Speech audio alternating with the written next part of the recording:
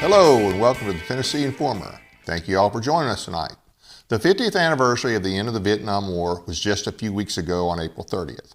Most veterans of that war served one 13-month tour. Some did a second tour, while only a few did a third tour. Our guest tonight, Sergeant First Class retired Art Gehard, served 4 tours of duty and received 4 Purple Hearts in the process. He joins us today, as well as our other special guest, Lieutenant Colonel retired Fred Shaw, who is responsible for coordinating this show today. Fred has created a military museum, and a big part of what he does is talk to veterans about their stories. Art and Fred, thank you for being with us today. Thank you, sir. Thanks, David. Been looking forward to this, and I think it's going to be a great show, and I really appreciate it. So, 27 years, 4 tours, or 3 in a whatever you want to call it. Yeah. Let's talk about when you first came in, where you're from and when you came in, and let's just go through whatever you are comfortable talking about. Well, I joined the Army in 1957 when I was 17 years old and wound up going to Europe. I'm from Ira, New York originally. That's a town up near Lake Placid, New York. They don't have alligators either. But they do have cold weather. A lot of cold weather, yeah. So you were ready for Germany when you got there then? Oh yeah, I got a photograph of my father and my grandfather on the day I was born on the roof, shoveling 4 feet of snow off the roof. Wow. So it gets cold up there. And I didn't mind the cold in Germany. It wasn't that bad. Right. So when you got to Germany, where did they send you first? The first place I went, I was in the infantry and I wound up going to 25th Signal Battalion. That wasn't a good fit. No, that was in Karlsruhe, Germany. And then they sent me up to attach me with the unit up to 8th Infantry in Mannheim. Oh, okay. And then Mannheim was a nice trip, though. That was nice. We wound up going to Berlin. Oh, okay. They put us on trucks and drove us to Berlin in August of 1961. There was something going on in 61, wasn't there? Yeah, they were building the Berlin Wall. Okay. And then I watched that wall go up. Oh, so you were some of those troops that stayed there during that whole time period? Yes, sir. We stayed there. And wow. I watched the Berlin Wall go up. I also watched the Berlin Wall come down. Yeah, you were there in '89 when it went back down. I went on leave to Berlin in September, October of 1989, and I watched it come down. Wow. There's not too many people that can say that. And that they were there on the ground. And I got a 5-pound chunk of it. Yes, he does. At home. Yeah. But many years later. Yeah. And so after that, you did a total of 27 years. Were there any breaks in service, or was that all straight? Oh, I had a break in service from 62 to 64. Okay. I got out of the Army and went to work for Bell Telephone, and they went on strike, and I said, I ain't going on strike, and joined the Army, went back on active duty. Yeah. And they sent me to Fort Bragg, North Carolina for a refresher course. And then they sent me down to Fort Benning, Georgia for Air Mobile. So you were in the first Air Mobile unit? First unit ever trained with Air Mobile with Huey helicopters. Wow. I mean, it was. Then they told us we were 1st Battalion, 7th Cavalry. Colonel Moore's group. Yes, sir. And then they sent us to Southeast Asia, Vietnam. And that's whole nother story and trip. And well, let me ask you this before we get to that. How long was the training process before they said, okay, you guys are ready to deploy? About 6 months. 6 months. Still not a whole lot of time for something that new. Well, all it is learning how to get on and off the helicopter. From your perspective, yeah. Now, how did that fit in with the 11th Airborne Division that they were 11th Airborne Test Division? I don't know. Because I think that's where it first began, and then it moved over to Georgia and started becoming the first CAV as far as air mobile. Yeah, that's where they put the troops on the aircraft. Gotcha. And it was fun. We flying around all over Georgia and then flying into Alabama. Yeah. And getting on and off helicopters. I imagine they practiced that quite a bit. Yeah, You probably got tired of doing that, didn't you? Yeah, it kind of got rough when the helicopter didn't go down onto the ground, and he's about 5 feet off the ground. You had to jump out, jump off and hit the ground. And they taught us how to spread out around the aircraft so we could protect the aircraft. Right. And I enjoyed it. It was fun. Yeah. And I understand he would have been the battalion commander. What rank were you at this time? At that time, I was a E4. E4. Okay. So I know you didn't have a whole lot of contact with the battalion commander, but what was he like from an E4's perspective at that time? Because that was Colonel Moore, right? Well, the battalion commander, Colonel Moore, cared about one thing: soldiers. Good. He was all for whatever the soldier needs, the soldier gets. He was a great commander. Oh. I had two great commanders. One of them was in combat. Both of them were in combat, actually. Who was the sergeant major with Hal Moore? Plumley. That's okay. Sergeant Major Plumley. Mm-hmm. Was he the stereotypical sergeant major, or more so? More so. But my two commanders I had in combat that I have all the respect in the world for, and if they told me they had to go put the fires out down below, I'd be the first one down there at the gate with them. And that's Colonel Moore and Colonel Hackworth.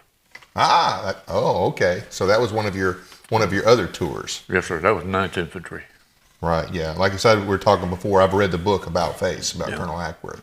And you're in that book. I didn't know that, but you said you're actually mentioned in that book. Well, one of my statements is in the book. Okay.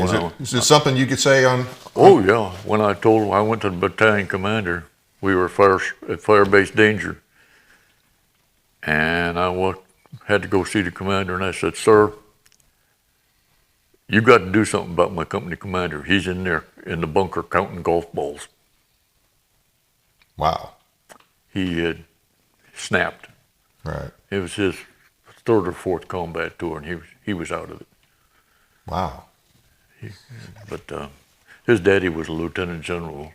Not lieutenant. What's a 3-star general, sir? Lieutenant General. Lieutenant general. Yeah. And he didn't want to embarrass his daddy, so He stayed there. the company commander's name is not mentioned in the book. It's just that he relieved him Right. and medevaced him out. And my company commander after that was Captain Thomas, Trent Thomas, another awesome individual. Now I know we're not going to go heavy into the Drang Valley battle. That was the first, but that was the first battle that they used air mobile in, correct? Yes, it was. Okay. And matter of fact, we're talking. There's a retired pilot that I know that lives close by. He was one of those pilots that came in. The picture there is probably an LZ X-ray. Okay, may very well be. It may well be. I'm not sure. So I have to tell a little bit about it. So Art was in the 3rd helicopter behind Hal Moore when they went into X-ray. And for any of you that's seen the movie, the platoon that's cut off, that was also Art's platoon. And what's kind of interesting, which makes it a small world, is when I was in Gainesville with a bunch of the Medal of Honor recipients, there was a guy named Joe Meem who received the Medal of Honor rescuing Art's platoon. And he was a captain at the time and cleared a couple of the bunkers and cleared a way for them to get in and find Art and the remaining guys and then bring them back into X-ray. So it's a small world, and I actually got to talk to Joe about it, and it was pretty intense talking to him about it, and it was a great experience. So they'll have to meet at some point. We've actually talked about that. I would very much like to meet him, and thank you. So I won't go in any more. I'll leave that alone. But it was very intense. So after that was your first tour in Vietnam, Yes, sir. and then you just had your next tour was with General Hackworth's, or excuse me, Colonel Hackworth's. Yes, sir. 9th Infantry. 9th Infantry. Hardcore, 9th Infantry. You betcha. Yeah. Hardcore. Yeah. And like I said, if you... I was in alert company. Oh, wow. Yeah. And the Long Range Recon Company. Yeah. And we went places where, well, the President of the United States said over the radio that there were no combat troops in Cambodia. He was wrong. We were there. Well, I knew that we had. I didn't know. I just assumed that okay, our SF guys, maybe some CIA. I didn't think about alerts unit being there, but yeah, that makes sense. The whole company. We went in on tango boats down the river, and we were in Cambodia. How long were you there? Unofficially. Unofficially, about 5 days. Yeah. Unofficially, we weren't in Cambodia. No. We were just cleaning up the trail. Just cleaning up the trail. Well, it needed to. It was dirty. Yeah. Got to leave a place better than you found it, right? You bet. Well, what they called it was search and destroy. Right. If you found any kind of weapon or any ammunition, destroy the whole village. So how close were you to the Ho Chi Minh Trail running there? Oh, we were up and down it. Oh, you were all up and down it. Okay. Up and down it, trying to find those people. And then same thing with the 23rd Infantry. I was with 5th Battalion, 46th Infantry then. That's the Americal Division, right? Americal Division, yeah. That's where I got kind of got blowed up a little bit. Yeah, you said you had 4 Purple Hearts. Do you care to? Any of them you're comfortable talking about, we'd like to hear. Well, I got shot in the leg, got shot in the arm, got blown up once, twice. The second time I got blown up was pretty bad. Yeah. And that was with 23rd Infantry. And I made the mistake of trying to do something stupid, trying to blow up a couple of bunkers. I didn't know there was a 500-pound hide drag in there. Oh, wow. Rough way to find out, huh? Yeah, I threw a hand grenade in. But it went off, right? Yeah, so did that bomb. Oh, my goodness. But they medevaced me out and sent me to Japan. And when they opened me up, they found out I had malaria, 2 kinds of malaria at the same time. Good Lord. So they wouldn't let me go back into combat. Well, I'd say you'd done your time by that time. Well, that was enough. Yeah, I agree. Yeah. Even though they tried to send you back for a 5th tour. Yeah, they tried the 5th time. I came down on orders to go the 5th time, and I went to the post commander at Fort Benning, Georgia, and said, "No, I'm not going, sir." And I got, here's Purple Hearts, and here's the awards. He said, "You're not going, you're going to Germany." That's okay, I like Germany. Yeah. Wow. Can you talk about some of your other awards? If you're comfortable with them. Well, I got a Bronze Star for valor Which tour was that? with the 9th Infantry. Okay, that's with the 9th. Yeah, we were in the rice paddies, and my guys come up. I was a headquarters platoon sergeant as a sergeant E6. No, I was sergeant E5, excuse me. And some of my soldiers kind of got shot, and they were laying out in a rice paddy, and I went out there to get them, and I didn't know it, but the place was fully mined. Oh, wow. I didn't hit any, thank God. Yeah, wow. But I brought 2 of the guys back, and then the second Bronze Star for valor, they with the 9th Infantry, they kind of made me angry because there was an L shape like that, and we were taking machine gun fire from the bunkers, Right. old French concrete bunkers. was kind of scary. Called for direct fire, and they told us we were out of artillery range. They couldn't reach us. Oh, wow.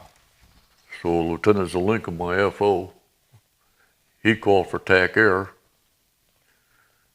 2 F4 Phantoms came in. The first one he dropped and blew up a bunker. The second one came in. A little fella came out of the bunker and fired an RPG at the aircraft. Wow. The 2 guys in the aircraft ejected, and the aircraft got blown up. Oh, he actually hit it. He hit it. He blew that F4 out of the air.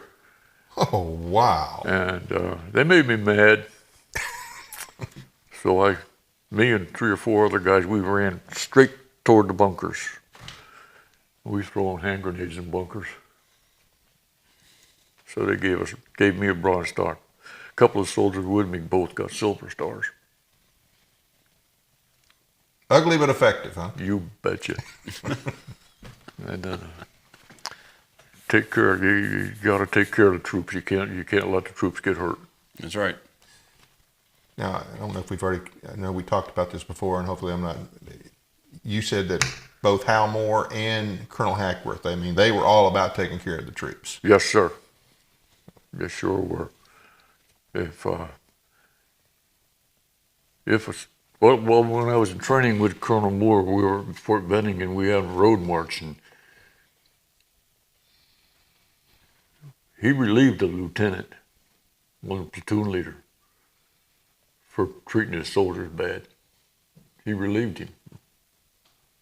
I don't want you near it. Relieved him right there out in the woods, out in the field.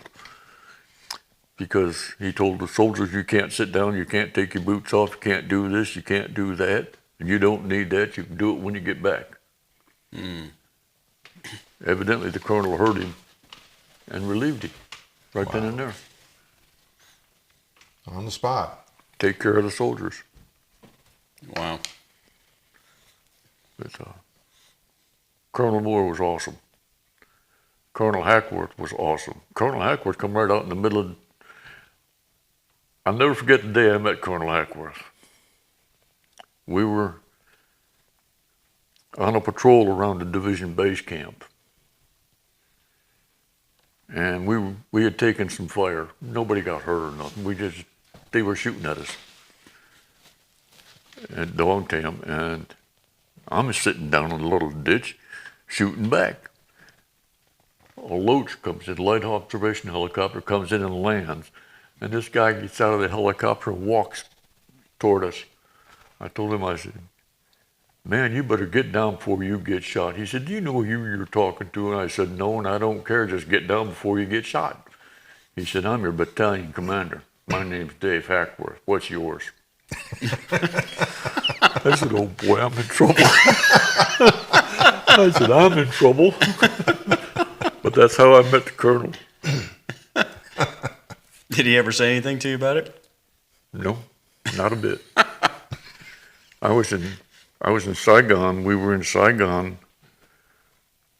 On my second tour, we were in Saigon. I was young Sergeant E5, and I was on guard duty. And I meant to bring the pictures, but I forgot it. But we were on guard duty in front of this building. I didn't know what it was. Next thing I know, here comes a Marine Corps 2-star general, another 2-star general, and a 4-star general, William C. Westmoreland. I said, hey, sir, can I take your picture? And he let me do it. I remember that one. And he let me do it. Wow. You weren't shy then, huh? No. No brains. Wow. That is pretty neat. I had some pretty good career. I actually had a great career. When I was in the hospital after my last tour in Vietnam, this one's something.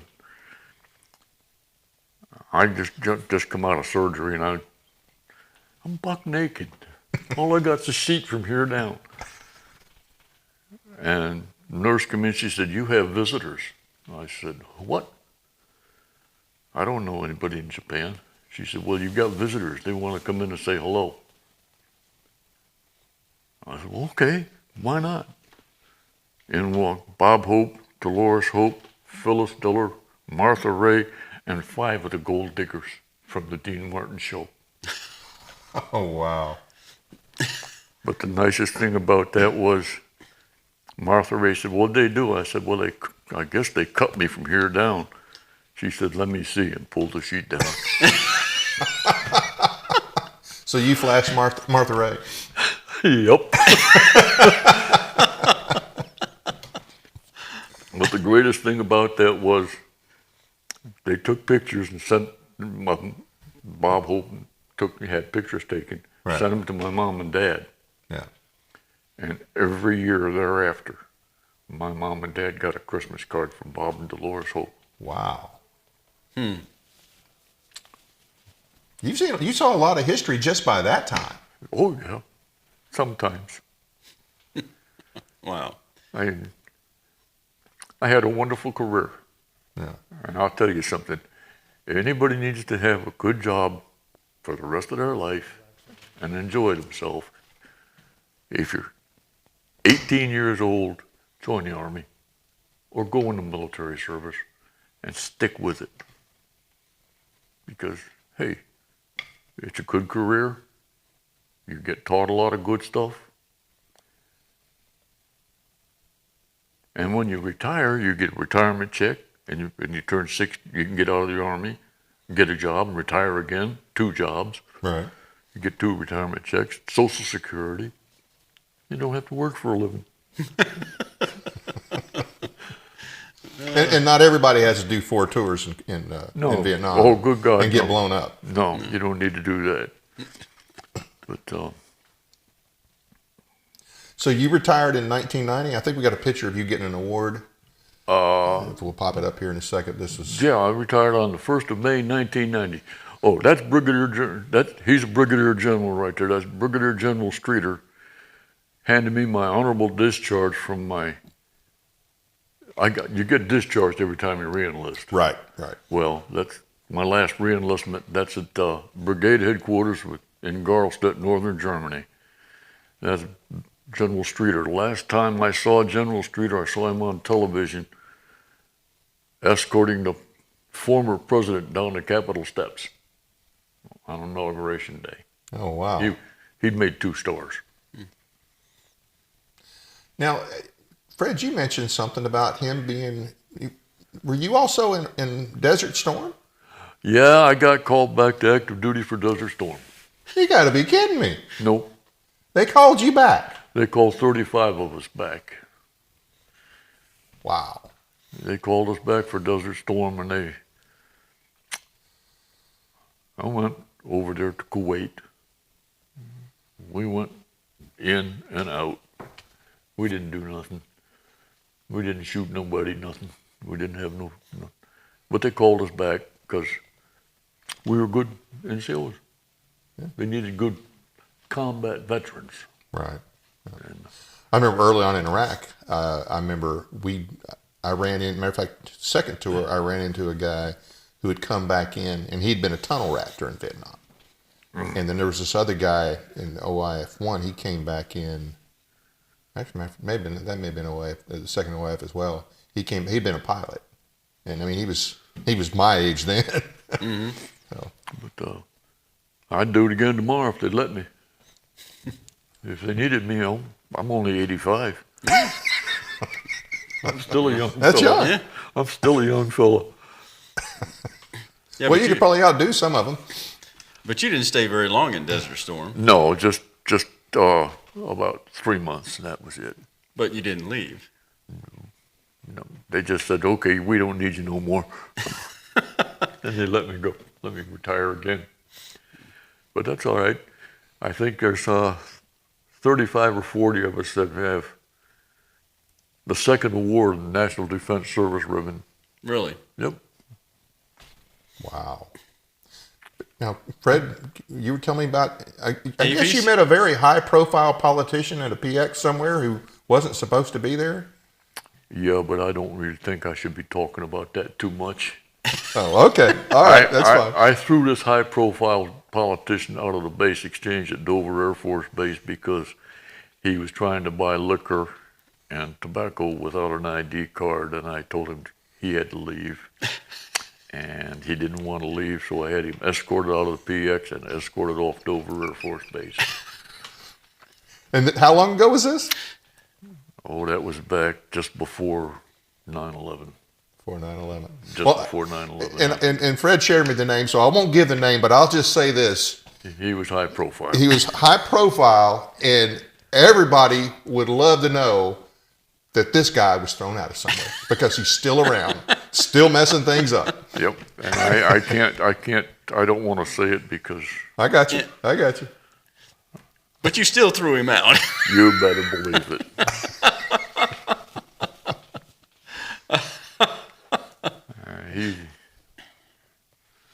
He wasn't happy, was he? He was not happy when he got escorted off the boat, out of the base. But that's all right. Made me happy. You know, you made a point. Hey, rules are rules. Nobody's above the law, right? That's right. That's right. You can't buy alcohol and tobacco if you don't have a military ID card, and that's all there is to it. That is too funny. See, I was working for the Post Exchange. How long did you work for them? Well, I worked for them for a little over 2 years, 2.5 years, 3 years, more than that. After I retired, I went for base exchange at Dover Air Force Base, and then I volunteered for base exchange in Iraq. Oh, wow. I ran a store in Baghdad called South Victory. What year was that? 2005 and 2006. Oh, okay. 2004, 2005. Okay. I was there in 03, 04, 05, 06. Well, I had Not the in store. Baghdad, but I had the store at Baghdad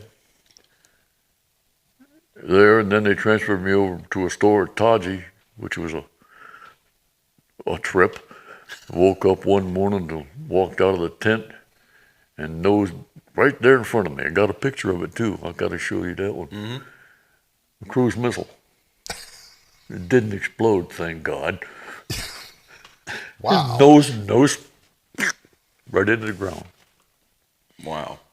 I got a picture of that one. I took a picture of that. I said, that's it. I'm going home. I'm done. Not going to push your luck anymore. I'm going home. Yeah. Wow. So who was your most memorable sergeant major?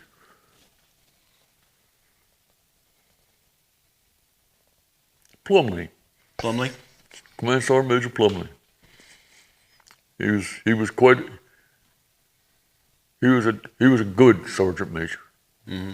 He knew what he was doing, and I believe during World War II. He'd been with the 82nd Airborne, I believe. I thought he was in World War II. Yeah. And he went up from the private all the way up through, like Colonel Hackworth now. Colonel Hackworth Started out enlisted. He started out as a private. Yep. He tried to go in World War II, but he was too young. They caught on and wouldn't let him go. They wouldn't let him. But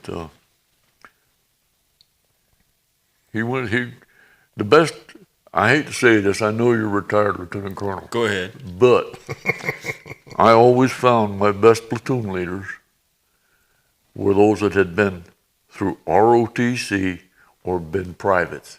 Well, thank you. I'm ROTC, so I appreciate that, Mr. Art. I had an incident in Germany. My company commander called us platoon sergeants. I was a platoon sergeant. He called the platoon sergeants down. He said, we got 3 new lieutenants. I want you to take your pick. This was in Garlstedt, northern Germany.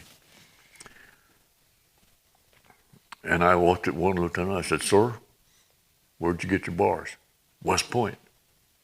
Sir, where'd you get yours? Oh, I got mine at West Point. I said, where'd you get yours? I got mine at Syracuse University, ROTC. I said, you're my platoon leader. In front of all of them? Yep. Wow. They asked me why. I said, because he knows what it's like to be a private.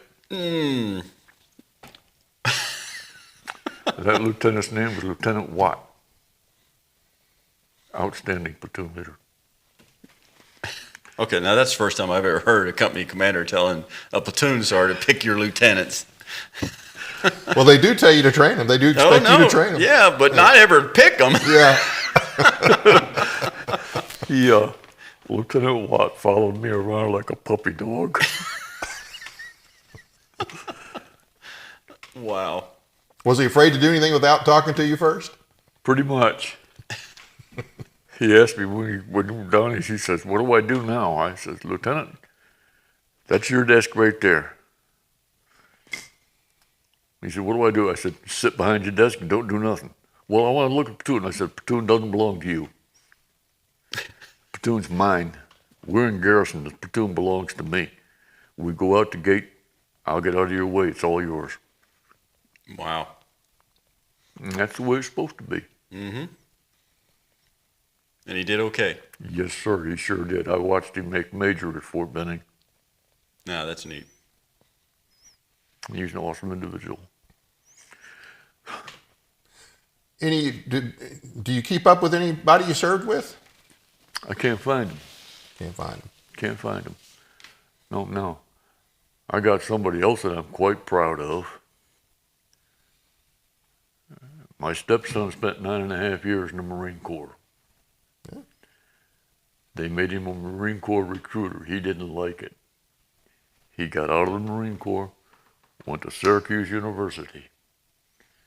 ROTC, he retired from the Army as a major. 25 years later. I'm proud of him. Should be. My son served in Desert Storm. He was in and around all those burn pits, and it took his life. He died of cancer from them burn pits. So, if any of these guys that are out there suffering, don't need to suffer. Go see the VA. They'll take care of you. Believe me, they'll take care of you. I tell him that all the time. You're right. And, you earn the benefits, go get them. 4 tours, have you had any complications, if you don't mind, complications from Agent Orange? Yes, I have a pacemaker, type 2 diabetes. Well, the pacemaker is because of stomach heart from Agent Orange. And type 2 diabetes, too many things go bang, I got hearing aids. Yeah. Yeah, the VA took care of that. The Veterans Administration jumped right in there on that. There's a lot of things that this new PAC Act that they've got, the VA's got. Right. That is doing a lot of good for a lot of people. Good. And you got people that, like I have a next door neighbor, was in the Navy during Vietnam. And he put boots on the ground in Saigon. And that automatically got Agent Orange. If you put boots on the ground in Southeast Asia and Vietnam, you're subject to Agent Orange, period. Or certain ships that transported the Agent Orange. Right. That's how it got there. And I believe everybody that's ever been in the military, even if it's only for 4 years, and you were in combat, or you were in Vietnam, or you were anywhere around those chemicals, go talk to the Veterans Administration. They'll help you. And if you can't get somebody in the VA, go talk to the people in the American Legion, or the Veterans of Foreign Wars, right, or the disabled American veterans. They will bend over backwards to help you, especially the American Legion. Yeah, there are some good organizations around here, and You bet. The local American Legion, VFW. I know a guy there that, man, he's all over it. If you call him about an issue, he's all over it. But So I have to tell on Art. Okay. So we started a visitation program in Dover at Right. Dover Care. We have 6 veterans in there. Yeah. And every time we have a visitation, Art's there to visit with those guys. And it is. I mean, it's giving back, and it is a real honor to be able to talk to those guys. And Art's there all the time to talk to them. Well, one of them's a World War II veteran. Wow, I didn't know we had any left in the county. Yeah.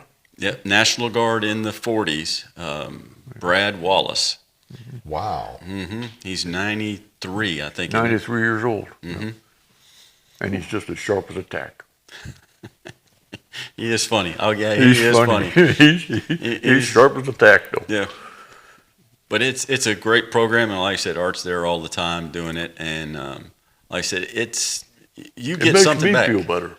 Yeah, that's what I was going to say. You get something back. It makes me feel good. Yeah. You know, especially when they say, we appreciate you coming because that means we're not forgotten and our service is not forgotten. Right. And it's great. And like I said, Art's there all the time. When do you do it once a month? We do it twice a month. Twice a month. We'll do the next one on the 22nd at 13:30. And then Billy Clark, who's our program manager for it, he'll meet with Cindy and the people there and set up a couple of days every month. But we have other guys that go there more than that. We actually have 2 guys that are coming with their service dogs, and everybody is looking forward to them, not just the veterans. So, you know, it's a way to make an impact. It's the smallest things that make the greatest impact. And sometimes you don't even know that you're doing it. But we can see it every time we go down there. Those guys are always, I mean, just bending over backwards to come talk to us and see us. Good. So and you, like you said, you get a lot out of it as well. So yes, sir, sure do. You bet. One of the guys in there collects baseball cards. Yeah. And I think Billy brought him some baseball cards one day, and I'll tell you what, you never saw a man smile so much in your life. Yeah. Oh, you missed it. So we went last week, and we took Brad a harmonica. Really? Because he had lost his. Oh. And he's playing up and down the hall. It was hilarious. I'm sorry I missed it because, well, you know why I did. Yep. But he'll have it this 22nd. He'll have it, and yeah. So these are Vietnam veterans or World War II veterans, World War Korea II, veterans? Vietnam, Korea. Mm-hmm. And some of them are Desert Storm as well. And We've Desert got one Storm. in there. But yeah, it's humbling. It really is. Let's talk a little bit, because like I said, he had a lot to do with getting you on here, and I'm going to tell the story how that happened. I came by his on-site museum there by his house or his shop, and we were talking, and I've had him on a couple of times, and we've shared some other veteran stories, but you're the first veteran to actually come on. Some of them just weren't comfortable coming on for whatever reason, and he would tell the stories, and I said, I asked him if he had any other, I don't remember. I really don't even remember how it came about, but I think I asked you the question if you had anybody, because there's the one veteran that you told his story on here, and he's just like he doesn't really want to talk anymore because of what happened. But I said, if you got anybody else that would be interested in coming on, and that's a standing offer. Mm-hmm. We will work it. If you have other veterans that want to come on and tell their story, whatever they want to talk about. If they don't want to talk about it, we don't have to talk about it, but just whatever they're comfortable talking about. I think it's a great idea. Once again, it's sharing their stories with the public and, with the youth of America. Because if we don't educate them on what people like Art has done, then they'll never know. And I think that's a loss for us and a loss for them. Absolutely. And you've got a unique story. You were there in 1961 when the Berlin Wall went up. You were there in 1989 to see it go down. You were in 4 tours in Vietnam, and then you were in the first Air Mobile unit and took part in the first major battle of the Vietnam War. And I'm assuming that was the first. Was that the actual first battle that Air Mobile had been used? Do you know? As far as I know, yes. Okay. And so you served under a lot of famous people, Colonel Moore and Colonel Hackworth. Yeah, you've lived a life, buddy. I've met a lot of good people. Yeah, and a lot of people that scared me half to death. Well, there's actually only two people that scared me half to death. Okay. When I was working at my PX in Baghdad, we ate lunch in Saddam Hussein's old palace. Right. And I was walking in to go eat my lunch, and here come a bunch of MPs with a guy in the middle. They told us to get. I was about from here to you, away from Saddam Hussein. Oh, wow. That man scared me. He's nuts. He was crazy. But I was a civilian employee. Right. But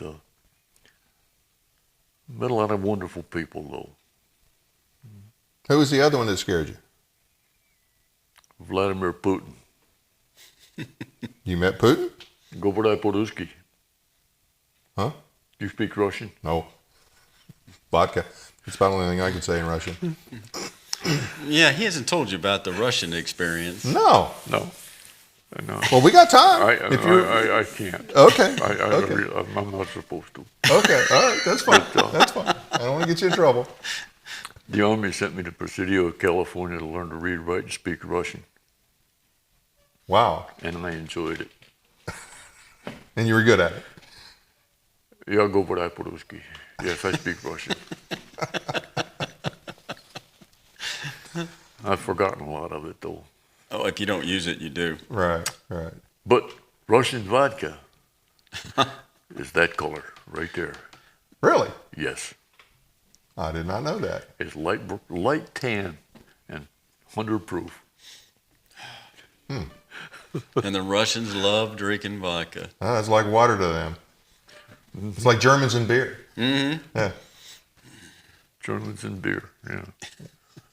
I met a Russian detachment in Bosnia-Herzegovina, and by 9 o'clock, they were already drinking vodka. Oh, yeah.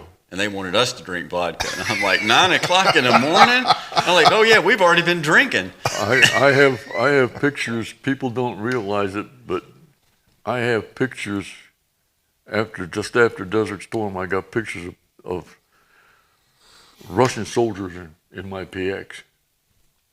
Really? Yes. We had Russian Special Forces troops working with the American troops in Iraq. Spetsnaz. Wow. Spetsnaz. They were there. And in fact, they walked in my PX one day and they were talking Russian and just walking around looking at stuff. So I walked up and said, "Здравствуйте, друг мой." That's hello, my friend. And boy, they just went ape. That's all right. They spent over $800 on my PX. I didn't care. Yeah. Wow. That's pretty neat. But the best job I ever had, believe it or not, was running a PX in Baghdad. When a soldier came in the store, down in the dumps, and when he walked out smiling, I know I did my job. Mm. Morale booster, huh? You betcha. Make them feel good. That's funny because I can still remember where that PX is. South Victory. Yep. And the palace you were talking about. I remember being there and going through all that. When you said it, it was bringing back memories of being back in there. Yeah. I got pictures of that palace. Did you ever go up behind the palace, sir, and find where it's all fenced up behind there? Where they had all the parts and pieces left over from the statues and Yeah. everything. Yes. Saddam's head. Yeah. Part of the concrete head. Oh yeah, and the winged like lions, Right, the pieces right. all laying around in there, and it was that stuff was laying everywhere. And then you went to the big archway where the cross swords are, and all the helmets are laid out from the Iran War. Yeah. Yeah. No, I remember that. Yeah. Any closing thoughts? Anything else you want to say, or other stories? No, not that I know of, except that it's been a pleasure. I've enjoyed the company and the talking. And I just hope, like the Dickens, that we never have to send American soldiers or American young men into combat again. Agree with you there. And hey, it's been great having you on. I appreciate you agreeing to come. And maybe we get you back. If you want to come back, let us know. Yes, sir. And we'll I gladly will. have you, because Yeah. I know you said you had a bunch of pictures. Yeah, I got some pictures, all kinds of pictures. My ex-wife, may she rest in peace, destroyed 90% of the stuff from Vietnam. Oh, She just destroyed all my pictures, most of them. Somewhere I've got a picture of me. It's all ragged and messed up, standing in front of the Vietnamese flag with an AK-47 in my hand. Oh, wow. The Viet Cong flag in front of my bunker. Mm-hmm. Hate to say it, but I shot the dude that was carrying it. He didn't need it anymore. He didn't need it no more. I'm used to letting it sitting there and go to waste. I shot him. Well, he pointed the weapon at me, so I shot him. That's the way that works, right? Yeah. And I'll tell you some other people that need to get more support, and that's your police forces, the police, and your first responders. They need all the support they can get Definitely. because they got a hard job. Mm-hmm. Oh, yeah. Well, hey, I do appreciate you coming on. I've enjoyed it. And I appreciate it and hope to do it again. Fred, because you do have this organization, I want you to just give a quick plug on that and let anybody know about anything coming up that you might have that they might be interested in. Sure. So it's the Museum of Military Culture. You can find it on Facebook, and we post pictures there. We try to collect veteran stories whenever we can, for example, like Art's. We make sure that we get equipment and we save it for history so it's not lost. For example, Art's helmet and radio that are here on the table. Go ahead. Continue on. Yeah. But when you finish, I want to say something about this radio. So, I mean, those are the kind of things that we try to do. And we just opened up a display case at the Stewart County Visitor Center where we're starting to display military items. Right now, we're turn of the century. We've got Zulu Wars, the Spanish-American War, and the first part of the First World War. And then we're going to rotate those out. And I'll probably do, probably at the end of May, 1st of June, I'll do a complete setup for just World War I because there's so much things there to cover and put up. But it's fun. I mean, it's saving one piece of history at a time, and that's what we need to do, and that's what we strive to do. And you focus a lot on the stories. Focus a lot of the stories. His name should be well known with everything he's done over a 27-year career. But I'm sure there's a few other arts or similar people to Art who have great stories that we don't know about. I have another one in mind, so I got to talk to him. I think he would be somebody that would do this as well. We brought these and we got to talk about them. Right. So let's talk about the helmet first. This is Art's helmet. Now I'll tell you where I first got in trouble because I said, "Oh, hey Art, what's the air assault on the front of your helmet?" Art goes, "That's not air assault. That's air mobile." I'm like, "Okay." See, something that I didn't know at all. So, it's learning things every time that I talk to veterans, and being able to have Art's helmet is just, it's just over the top and amazing. And then, of course, Art said that, he was mistakenly put into the Signal Corps, and you had to carry at least one or two of those around. I carry one of them in my rucksack all the time. This is a Prick 77. If you came in the Army 70s, 80s, I don't know if they don't still. 70s and 80s. Yeah. We still had these. This is the radio they had when I first came in the early 80s, Prick 77. Back to before we started on air today, we were talking about, or maybe it was after we started, you were talking about being able to communicate, hearing you on this radio, or a similar radio, maybe it was this one. You at Fort Benning in the 60s were overhearing a battle going on in Vietnam. Yes, sir, we were. It was a Special Forces group. Special Forces team was calling for air support and everything on the radio, and we could hear it with this radio. With a long of course, antenna. it didn't have the short antenna. It had a big whip antenna on it, but we could hear it just as clear as a bell. And I don't remember, so I think somebody said that that's what you're going to hear when you go to combat. I don't remember, maybe somebody did, I don't know, but we could hear the radio. Yep. Wow. At Fort Benning. If you remember, if any of you have seen the movie We Were Soldiers Once and Young, and that's in part of the movie, they're listening to a radio about an attack in Vietnam. And I didn't know, I've never seen the movie, and I don't think I can watch it. Understandable. Yep. Well, hey, thanks again for coming on. Thanks for all your years of service and sacrifice, and you as well, Fred. And we're going to got to move on here. I also want to thank Mrs. Gehard for being here with us today in the studio. We appreciate that. And today's show obviously is live, but we're going to replay this on Memorial Day because this is a great show for Memorial Day. And I'll talk about that here some more in a minute. I want to thank the audience for taking the time to watch our program tonight. Please be sure to hit the like and subscribe buttons as well as the notification bell so you never miss an episode. We appreciate your support. It doesn't cost anything to subscribe, and we really need our subscribers to watch the show even if it's later. Just because you missed the show doesn't mean you can't go back and watch it, all right? It helps our numbers, and it will help keep us on the air. 60% of our viewers have not subscribed yet. We have over 570 subscribers, and if they watch just 10 to 15 minutes of each show, our numbers would explode.